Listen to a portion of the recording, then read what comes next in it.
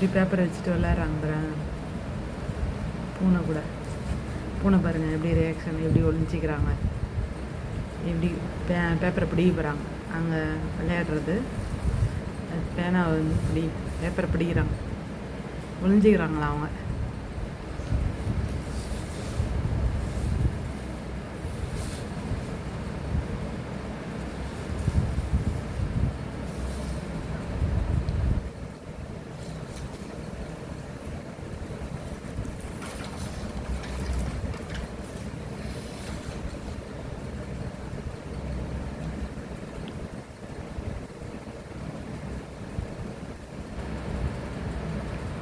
பேப்பரை பிடிக்க வெயிட் பண்ணுறாங்க உள்ள. திருப்பி ஒளிஞ்சிக்கிறாங்க, பேப்பரை பிடிக்க வராங்க.